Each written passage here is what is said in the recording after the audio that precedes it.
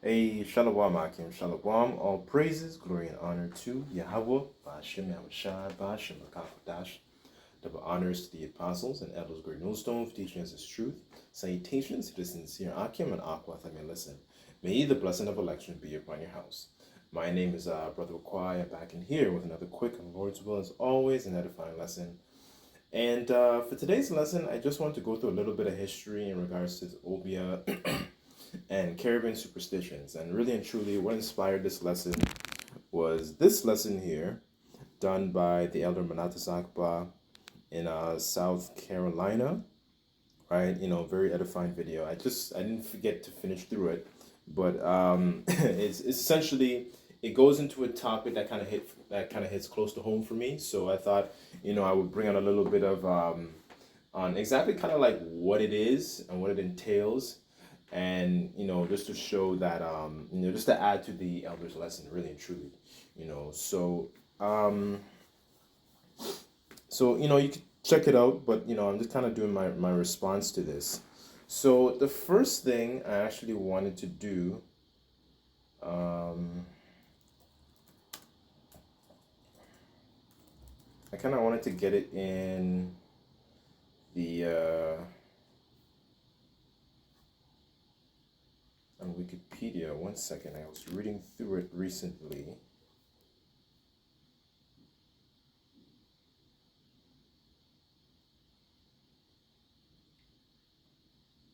Okay, so it says Obeah is a broad African diasporic religious spellcasting and healing found primarily in former British colonies of the Caribbean. Its practices derive from West African traditions but also incorporate elements of European and South Asian origin. Many of those who practice these traditions avoid the term Obeah due to its world's pejorative connotations in many Caribbean societies. Essentially, as a matter of fact, let me read this and I'll make my point.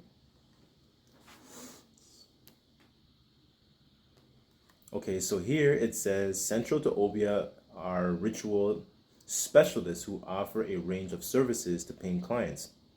These specialists have sometimes been termed Obeah men or Obeah women, although often refer to themselves in other ways, for instance, calling themselves scientists, doctors, or professors.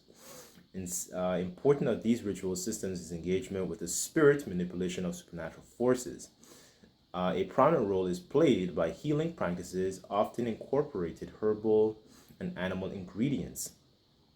Right, so essentially, you go to somebody who actually incorporates these different elements to kind of consult with, the dead spirits and so on and so forth. And that's kind of what I wanted to touch on this lesson, because that's something that the Lord didn't instruct us to do. Right? So, I grew up in the Caribbean, and personally, this is something that was very, very common and very, very heard of, very, very well known. Because like I remember my folks used to tell me, or my grandfolks would also tell me, although also talk about the, different things that you should do or you shouldn't do, because like one of the things that was often told to me when I was younger was like superstitions. That's another thing that was also another big part of it as well. So for example, one of the ones that was told to me when I was younger was you don't point at a person's grave, otherwise your finger might fall off and it might start to decay, right? Don't wear your t-shirt backwards, or you step on a crack or something, something bad luck or something like that, or you're cursed, these sorts of things would happen, so there's a lot of different elements to it, and these are common folk tales that would be taught to essentially you Israelites in the, these different islands, and you think that essentially it creates and what it does, they get told these things, but it for them they think that they have a very pseudo fear of the Lord. That's kind of what it does. It's not an actual fear of the Lord. That's why I'm calling it pseudo, right? A false fear of the Lord, right? So they essentially they tell you these things to prevent you doing these things, but that's not rooted in actual wisdom. Scriptures say that the knowledge of wickedness is not wisdom, right? So let me get. Well, when you come into this understanding, then you learn that essentially the Most High controls both sides, right? That's one of the essentially the basic fundamentals, right? And that's what our people still to this day don't even understand. And even when they go into Catholic Church, it doesn't give them the answers and so on and so forth. When the scriptures say that the Lord doesn't dwell in temples made with hands. So they think that they're going to get all the answers they have in regards to these different things. So because they don't get the answers essentially in the Catholic Church, you might have somebody who deals with, divination and trying to go and consult with the spirits of the dead, that is a very common thing that's very prevalent in the Caribbean. They might use that's another thing as well, using the different herbs or using the different animals and collecting these things to try and consult and conjure up the dead spirits and communicate with the dead and all these different types of things, right? So I made a point. Let me just back that up actually.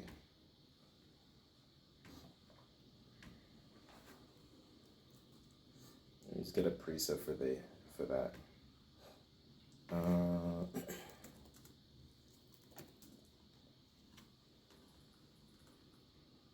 Okay, so this is Isaiah 45, verse 7, and it says, I form the light and create darkness. I make peace and create evil. I, the Lord, do all these things, right? So we have an understanding, when we come into this truth, you have an understanding that the Lord is controlling essentially both sides, right? And this is something that, that is not privy to a lot of the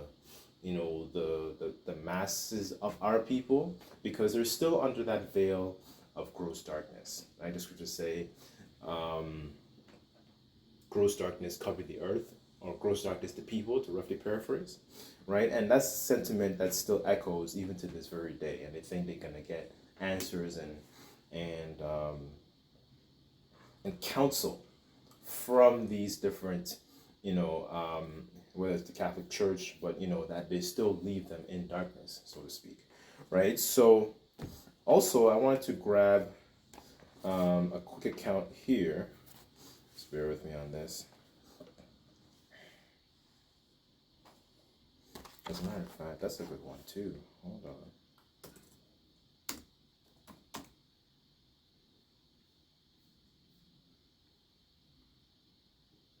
Okay, this is Isaiah 29, verse 13, and it says, Wherefore the Lord Yahweh said, For as much as this people draw near to me with their mouth and with their lips do honor me, but their heart is far from me, and their fear toward me is taught by the precepts of men, right? So, and that's one of the reasons I'm bringing this out also, because when you hear, like, for example, growing up there, you hear these different things that you're not supposed to do or you're supposed to stay away from, and all these different things. Oh, don't eat this herb, it might cause something, or don't do this, your eye might fall out, and all this kinds of stuff. That is really that's also an example of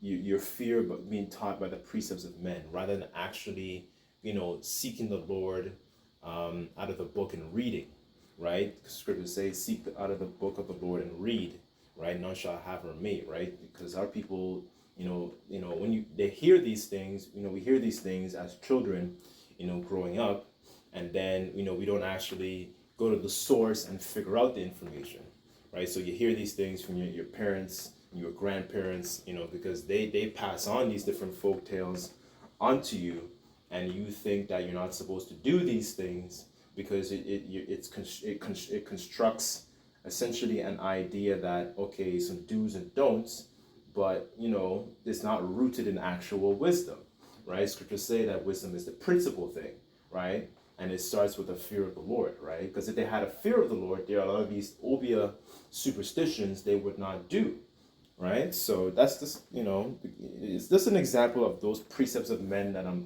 referring to, because you hear these things from your folks or your grand folks, and you realize it's not actually rooted in any understanding that the Bible is actually speaking of, right? So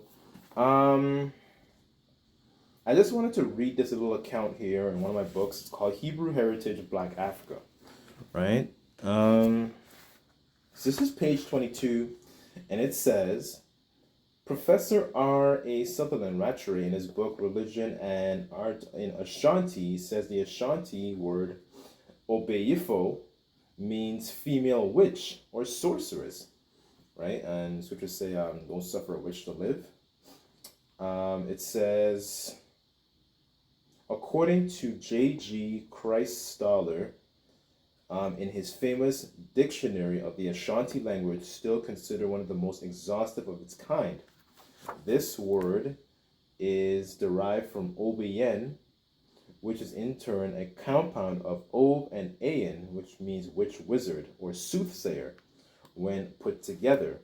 This compound word, whose West Indian Jamaican equivalent is Obeah, can be traced to the Canaanite superstition of Ob, and other linguistic expert John Bathurst Dean in his book entitled Worship of the Servant. It says M.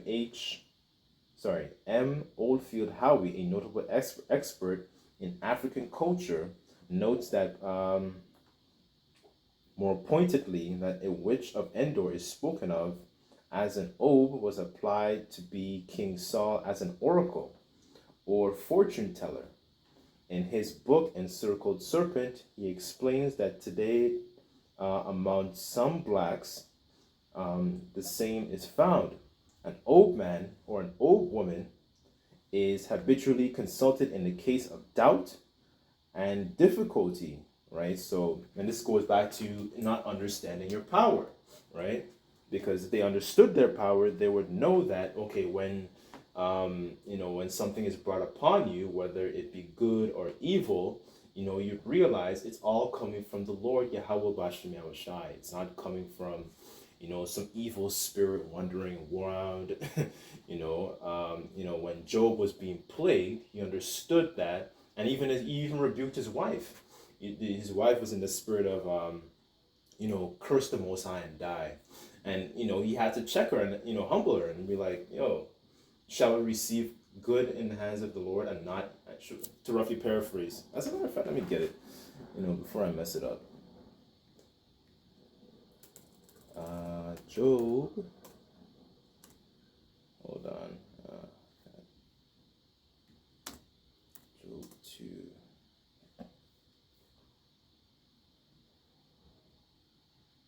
Job 2 and 10. It says, but he said unto her, thou speakest as one of the foolish women speaketh. Shall we receive good in the hands of the Most High Yahweh, and shall we not receive evil? And all this Job did not sin with his lips, right? So our people understood in the ancient times that when bad things occurred to them, it was because the Lord Yahweh Bashem Yahushai sent it, sanctioned it, and put that hell upon them, right? It's like you're doing good, the Lord sent that. When you're doing bad, you're being plagued, whatever it is, some kind of misfortune happens to you, you realize that the Lord Yahweh Bashem Yahushai sent it. They understood that the Heavenly Father controls both sides, right? Okay, moving on. It says, I'll read that again. It says, the Ob man or the Ob woman is habitually consulted in a case of doubt or difficulty, just as the Ob woman of Endor by King Saul. His reference is to the witch of Endor in the village in Galilee area in Israel, whom the Bible in 1 Samuel 28 was visited by King Saul, right? So, as a matter of fact, we'll get that account as well. Because the Ashanti had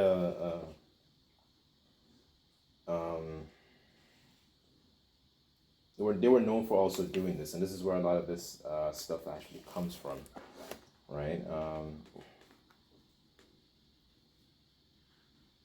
So essentially, it was the Obeah. It was the word for a witch wizard, right? So they're kind of like,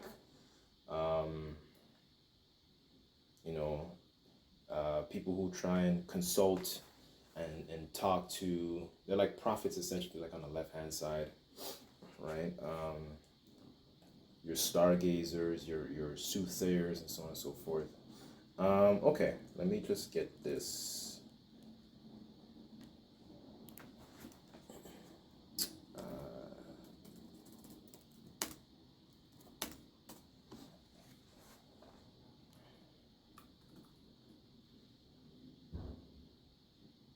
Okay, so this is excuse me, Deuteronomy 18 verse 9, and it says, "When thou art come into the land which the Lord Yahweh giveth thee, thou shalt not learn after and do after the abominations of those nations. There shall not be found any of you among you, excuse me, anyone that maketh his son or his daughter to pass through the fire, or use divination, or observer of times, or an enchanter, or a witch, or a charmer, or a consulter of familiar spirits, or a wizard, or a necromancer." Right? So let's get a couple of definitions on that. Let's start with necromancer. So,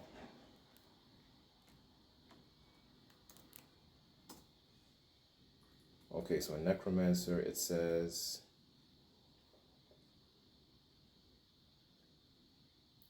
sorcerer, adept in black magic, one who communicates with the dead, right? So we're not supposed to be doing these things. Um,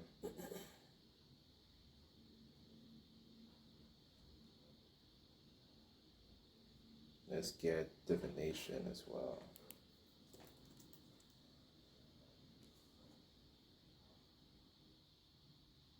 Okay, it says the act of foretelling by supernatural or magical means the future, discovering what is hidden or obscure, right? So we're not supposed to be consulting with these, what do you call those people? Like those palm readers and all that kind of stuff. There's a lot of those in the city. You know, people that, they read palms. So I can tell you if you're going to get a husband in the next year, or you're going to get a wife in the next, couple months, you're going to meet them here or something like that. Like that's what they kind of really get into. A lot of these women get into that kind of stuff, and they use the stones, and it's crazy. Like there's a lot of that crap out here. Let's see. Okay, let's go back to Deuteronomy. Okay, so it says, "For all that do these things are an abomination unto the Lord Yahweh. And because of these abominations unto the Lord, thy power doth drive them out before thee." Right? So that was one of Jake's problems. They weren't supposed to take on these ways of the heathen.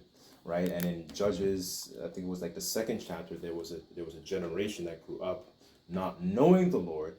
And eventually they started falling for these different practices, right? And they started taking on these ways of the heathen, right? And the scriptures say, "Don't learn the ways of the heathen, because their customs are essentially vain," right? So that was one of Jake's biggest problems. Let's go to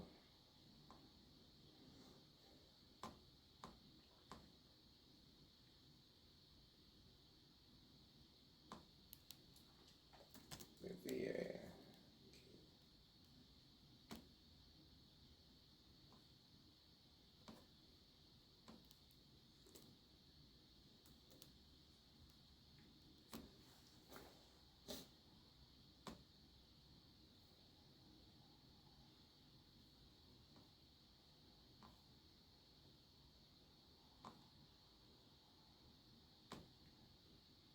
Just bear with me on this.